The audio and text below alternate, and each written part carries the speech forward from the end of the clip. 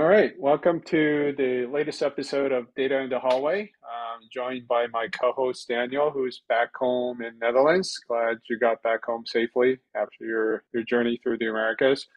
And also happy to have our colleague Ahmad Ghazal joining us from Southern California. We'll talk about that in a minute. And today the topic is we wanted to talk about benchmarking. It's something that not just in database industry, but in high tech industries in general, whether it's hardware or software, it's a very popular topic. Ahmad, it's good to have you. Welcome. Yeah, tell us a little bit about yourself. What you do at PingCAP and your experience in the database industry. Sure. So nice to see you guys, Ray and Dan. I joined PingCAP a few months ago. I'm a distinguished engineer with the database group. I mainly look for performance problems. I look at roadmaps in the query optimization and in the SQL engine performance, trying to improve the performance of the system, make it more scalable and more reliable as well. And I've done this type of work all along in the past with Teradata, with Oracle, Facebook, and Huawei as well. Cool. It's great to have you. Yeah, you and I maybe had a Zoom call about a month ago. I was really interested in the work you're doing at PingCAP, so definitely want to have you in our podcast series.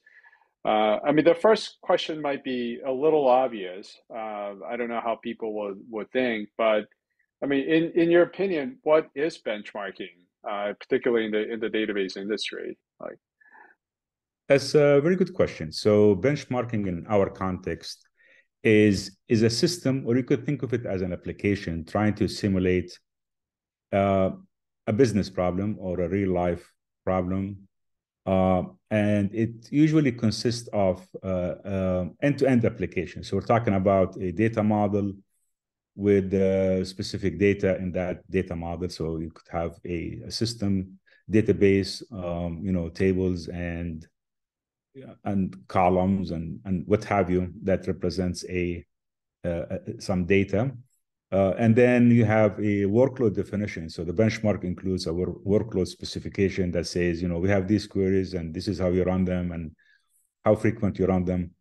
And then on top of all of that, you have a metric that measures the performance or whatever metric you have. Usually it's really performance in our interest. That measures the performance of that workload. And in many cases, the metric also includes price because that's the bottom line. You want to see how much performance you get for how much money you pay. So price performance is typically the metric. Benchmarks needs to be repeatable and measurable. So that's very important in the definition of a benchmark, especially if you're trying to use it for comparing different vendors or different systems. Cool. Nice. Yeah, nice summary, especially for people in the database space. This might sound like a cynical question, because some people, sometimes view, maybe for a good reason, like view benchmarking like somewhat skeptically. Um, and people probably have different reasons why, because there's even a joke that goes, there are lies, damn lies, and there are benchmarks, right? So I instead of the word statistics, but it's benchmarking's been around for a long time, and so the question is like, why do we need benchmarks? You talked about you referenced some of the points in my previous questions, but why is it still prevalent and why is it still important? Okay, that's an excellent Yeah. question. So I think I see the need for benchmarks in two main areas. One is for vendor selection. So for a user or customer, a very simple way, if there is a way, a fair system or method that they can use to choose between different solutions, and then they can consider the price performance and based on their need, they can pick one. And in the past, many of these standard benchmarks were actually used by government bids and even some large companies. That's the way they pick a vendor. So vendor selection is one key problem for benchmarks. The other one is really for internal use. So, most database systems, they want to know how much a new release is better than a previous release, right? How much performance improvement. Sometimes they use that for pricing as well. So they need to have a system they can compare performance across different releases, across different configurations, and so on. The second subpoint internally is really performance regressions. And this is very important, especially in databases and query optimizations. Sometimes you may have done an improvement that actually caused a regression, a performance regression, and you need a way to figure out that you have caused a performance regression. So benchmarks internally can be used for that aspect as well. Cool. And so would you use the same benchmarks as a database vendor? Is that like as a customer that's looking for different vendors, maybe? You mean there are different benchmarks for different customers? No, what I mean is that, like, as a database vendor, you're looking at your own product, so you have your own like benchmark. And as a customer, you might have like a set of vendors, and you could use the same benchmark for that, or you could use a different benchmark that's more fitted to like your use case. Okay, that's a very good question. I mean, usually the second one you mentioned is really what people call POC. So the customer, they have a proof of concept system, and then that's one method people use for vendor selection, but that's usually a costly option. So these benchmarks are used to kind of make it easier or simpler for the user, so they don't have to build this POC. Sometimes it costs millions of dollars for a company to build this one, and then try different solutions to pick from them. These days, that's the majority of companies. That's what they do. But there are some who say, no, I just want to use a standard benchmark or a benchmark in the published, and that'll be good enough for me. cool. I mean that leads to sort of my next question. I mean, great segue. I mean, what are some of the, like, because obviously developing your own based on your workload is pretty costly. So what are some of the prevalent like industry benchmarks that are well known in the database space? Like, Yeah. So these proposed benchmarks in the literature, there are quite a bit. Some of them, they came from academic research, from conferences and journals and stuff like that. And some of them came from, there's an organization called TPC, Transaction Processing Council, and that publishes standards based on different problems. So they have benchmarks for transaction processing. Some they have it for analytical processing. Some of it trying to measure the power as a metric, the energy consumption, and so on. So they have a variety of benchmarks out there in the industry and in the research community. Some of it is also a collaboration of the two. So that's a kind of benchmark. So the only one that does standards per se is the TPC council. yeah, I've been, I had been away from like data analytics space for a long time until like a couple of years ago. Like even I remember like, the TPC dash, like whichever benchmark, TPCC, H, and different varieties. Like, so yeah, it's So yeah, I mean, so want to sort of transition towards. I mean, you've been looking at like a different benchmark since you joined PingCAP. So it'd be great if you can sort of share with the audience like what you've been doing and what kind of new benchmarking frontier that you've been looking at. Yeah, sure. So yeah, in the past, I really was Mm, interested a lot in the AP benchmarks or big mm, data, and I was one of the founders of the TPCX-DB, mm, it's called Big Bench. But since I joined PingCAP, given that we are an HTAP database company, I was looking specifically at HTAP benchmarks, which is still within the context of database benchmarking, but specifically in the mm. HTAP. And there has been quite a few attempts on this. We think there are still gaps in these solutions that we would like to improve on.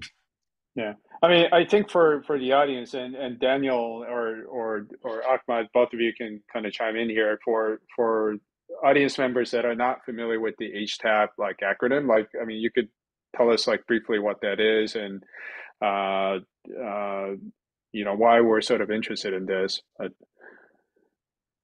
Sure. Yeah, let Yeah, me give it a shot, and I think Dan yeah, maybe can can correct me here or add. all right. Yeah, so HTAP stands for a hybrid transactional analytical processing. And it just means that you have a database solution that try to address both OLTP, online transaction processing, and analytical processing as well from the same system combined. And that really solves a problem for many users who have to use, in the past, have to use different systems for doing transactions and doing analytics as well. Cool. Yeah, I think the whole key point there is that if you have like a transactional system, say for you're a telco, you have call data, you want to like record all the call data directly, so you need low latency. But if you then in the end of the month need to like do a billing cycle, you want to have like a billing cycle that runs in like a limited number of days without affecting all the other queries that you're doing on the same system. So I think usually these systems are like split in a transactional and an analytical system. If you run this on the same system, like there can be a lot of crosstalk between these kinds of operations. So I think that's a quite difficult thing also to benchmark correctly because there are so many different characteristics that people expect from the queries. Some queries should be blazingly fast. Some should be taking maybe tens of minutes, maybe an hour. Should still be able to run. Cool. So yeah, so how do you approach like I mean you're almost like working on I mean you are like working on a brand new benchmarking. So I like how does this work? Like who do you work with? And I don't know if there are any previous work that was done by other companies or other organizations, but uh, uh, yeah, but feel free to tell us about some of the history or some of the work that's been happening and etc. Yeah, sure. So yeah, so there has been some work or few attempts on the HTAP benchmarking, and a lot of those they were trying to glue the AP and the TP, the transaction processing benchmarks, the analytical processing benchmarks, and they just try to glue them together, which doesn't really represent real life cases. So quite a few benchmarks that they try to glue the TPCH, which is an AP benchmark, and the TPCC, which is a transaction processing benchmark. So these are quite kind of quick and dirty solutions that did not help much.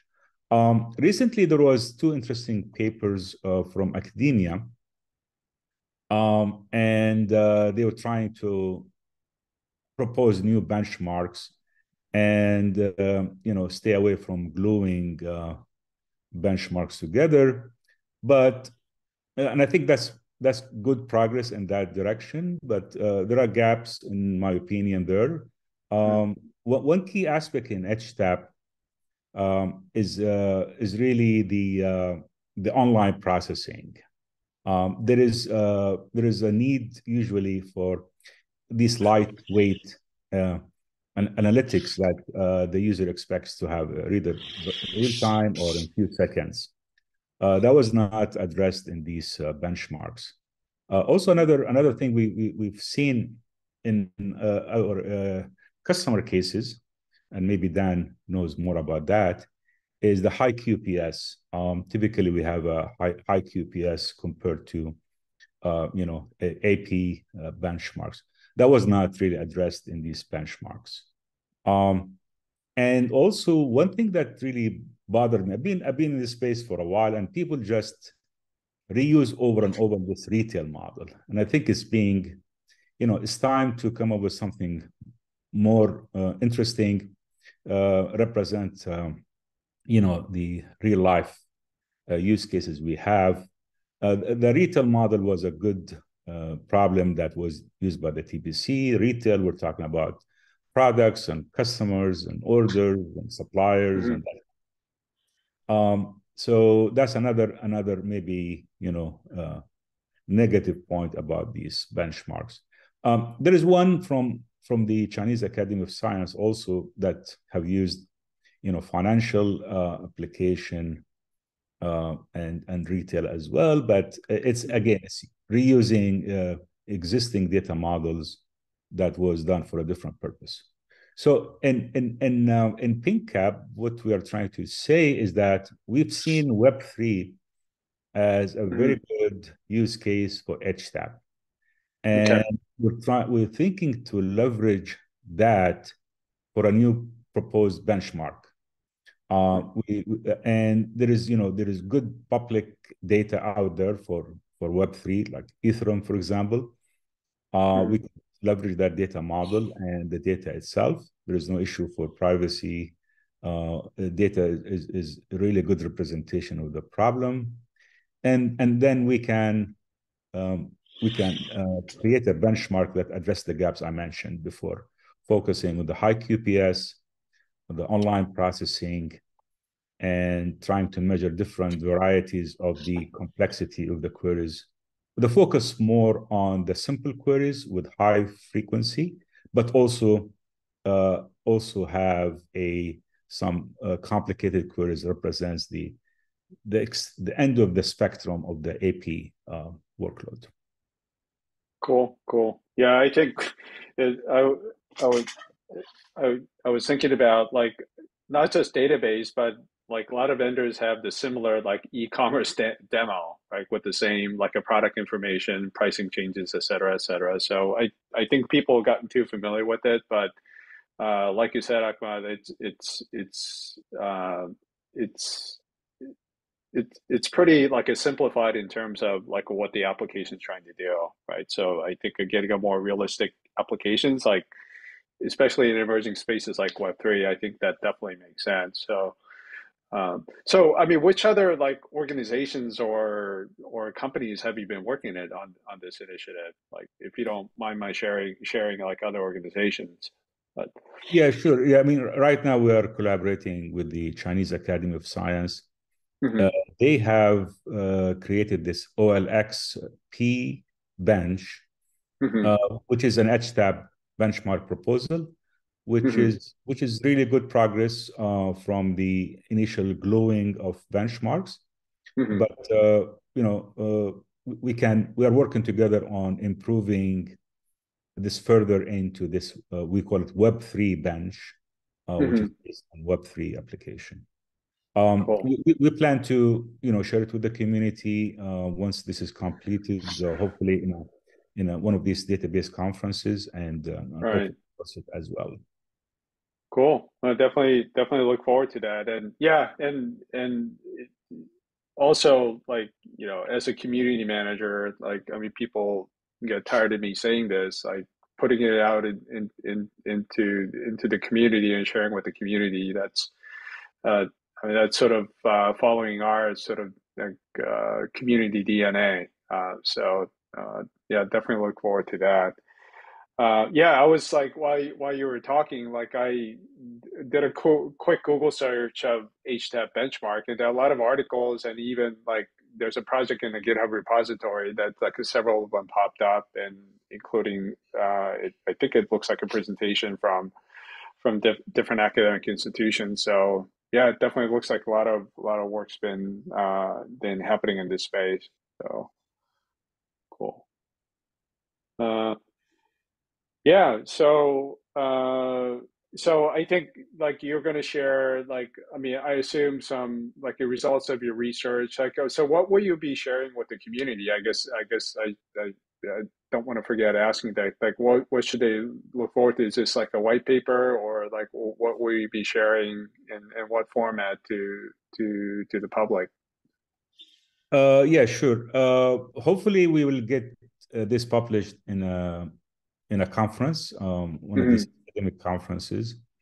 But in addition, it could be before that or after that, maybe around the Hmm. same time. We will share this in an open source, the same open source for PingCAP. Right. The open source will include the benchmark specification and how to install it and how to run it and how to measure it as well. Right. Yeah. Cool. Yeah. So I guess look for it in our repo. I guess uh, PingCAP repo, and I'm sure we'll make announcements on this when the work is done. But yeah, definitely look forward to it. So Sure. cool. Right. And Daniel, did I like interrupt you, or I wasn't sure if you had a question that you were about to ask, but No, I'm fine. okay, cool, awesome. So yeah, I mean, thanks for the overview. So I mean, definitely looking forward to your presentation and then what you'll be sharing. I mean, with the new use case for Web3, that's going to be that'll be pretty cool. And whenever community members sort of watch this, I mean, we definitely want people's feedback. I'm sure when the work is published. So I mean, this is sort of our sort of. I mean, it sounds like our initial foray into this, but I'm sure there'll be a lot more iterations. So Oh, absolutely. Yeah, that'll be the yeah, start rather yeah, than the end of it. Yeah, we want to share right, it, get feedback. right, cool. Awesome. So, yeah, and like if for people that have been listening to our previous episodes, we like to close with the closing trivia for with all of our guests, and then as people can see from the background of Ahmad, I mean, you live near the ocean, so I mean, I mentioned Southern California. Tell us where you are, and tell us something about the area that that you really like or you're proud of. So, Absolutely. So yeah, I live in Redondo Beach for the past 25 years. It's a great beach city, great schools, top weather. Um, right. and you know, LA area itself is really exciting and rich and has a lot of diversity as well. And one interesting fact about Los Angeles, some people know that, some don't, is that the Hollywood used to be called Hollywood Land. So the Hollywood sign was actually called Hollywood Land in 1923, and then the H itself fell over time. In 1947, the sign was revamped, and they just dropped the land, so it became just Hollywood. So many people Oh don't know wow. it would be called Hollywood Land rather than Yeah. Hollywood. I did not know that. Like as long as I've been living in California, so that's cool. So yeah, and yeah, I have yet to climb to where the sign is. That's something I think a lot of people want to do, like hike to where the Hollywood sign is. But hopefully, I'll get a chance to do that soon. So well, Ahmed, well, thank you for your time, and we might invite you back when your work is published, and then we got feedback from the community, and maybe we'll have a follow-on episode on your work on the HTAP benchmark efforts. So, and Daniel, good to see you, and we'll see everyone in future episodes. Sure. Thank you, Ray. Thank you, Dan. We'll touch base again for sure once we have Web3 bench finalized. Cool. Awesome. Good to see so much progress in benchmarking. I think that's needed. Yep. Cool.